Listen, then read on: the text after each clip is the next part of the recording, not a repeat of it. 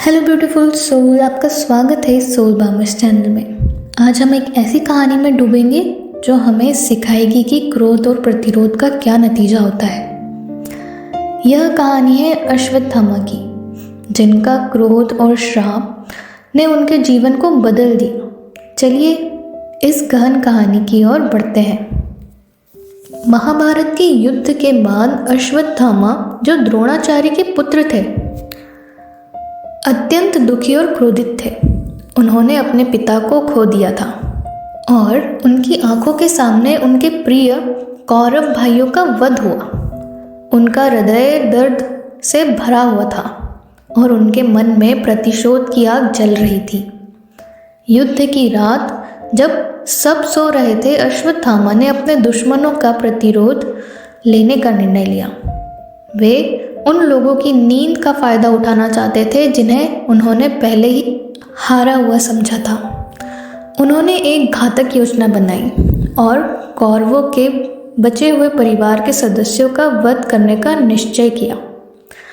अश्वत्थामा ने चुपचाप रात में प्रवेश किया और अपने दुश्मनों पर हमला कर दिया। लेकिन जब उन्होंने देखा कि उनकी इस क्रूरता का क्या परिणाम होगा, तब उनके मन में एक शंका उत्पन्न हुई। क्या उनके द्वारा की गई ये हत्याएं उनके दर्द को खत्म करेंगी? क्या इससे उन्हें सच्ची शांति मिलेगी? लेकिन तब तक बहुत देर हो चुकी थी। इस दुष्कर्म के बाद भगवान श्री कृष्ण ने उन्हें श्राप दिया कि वे अमर रहेंगे, लेकिन उनके इस अमरत्व के साथ उन्हें शाश्वत दुख और अकेलेपन का सामना करना पड़ेगा। इस प्रकार अश्वत्थामा ने अपने क्रोध और प्रतिशोध का नतीजा भुगता, जो उन्हें श्रापित और अकेला बना दिया। इस कहानी से हमें यह सीखने को मिलता है कि अनसुलझा क्रोध और प्रतिशोध हमारे जीवन को किस तरह बर्बाद कर सकते हैं। अश्वत्थामा का क्रोध उसे हमेशा के लिए अकेला कर गया। उन्होंने अपने क्रोध को बाहरी दुनिया पर डालकर एक विनाशकारी कार्य किया, लेकिन इसका परिणाम उन्हें ही भोगना पड़ा। जब हम अपने भीतर के गुस्से और नाराज़गी को पाले रखते हैं तो यह हमें नुकसान पहुंचाता है, न कि सिर्फ हमारे दुश्मनों को। क्रोध एक विष है जो हमारे मन और आत्मा को धीरे धीरे खा जाता है। यह हमें उन लोगों से दूर करता है जिन्हें हम प्यार करते हैं और हमें अकेलापन और दुख की ओर ले जाता है।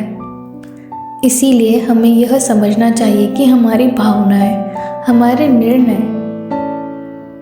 हम अपने गुस्से को सकारात्मक दिशा में मोड़ सकते हैं। तो हमें क्या करना चाहिए? हमें क्षमा करने का अभ्यास करना चाहिए। क्षमा एक शक्तिशाली उपकरण है जो हमें न केवल दूसरों को बल्कि खुद को भी मुक्त करता है। जब हम किसी को क्षमा करते हैं तो हम अपने मन से उस भार को हटा देते हैं, जिससे हम आगे बढ़ सकते हैं। कभी कभी हमें लगता है कि क्षमा करना दूसरों को शक्ति देना है, लेकिन वास्तव में यह हमें खुद को मुक्त करने का एक तरीका है। हमें अपने मन में बसी नकारात्मकता को छोड़ने की आवश्यकता है ताकि हम शांति और खुशी की ओर बढ़ सकें। जब भी आप क्रोधित महसूस करें, गहरी सांस लें और सोचें कि क्या यह क्रोध आपके लिए फ़ायदेमंद है या नहीं। विचार करें कि क्या आप अपने मन की शांति के लिए क्षमा कर सकते हैं। आपको अपने भीतर शांति लाने का प्रयास करना चाहिए ताकि आपके मन में कोई बंधन ना हो। याद रखें, क्षमा करना आपके लिए है, न कि दूसरों के लिए। यह आपकी मानसिक शांति और खुशियों के लिए आवश्यक है।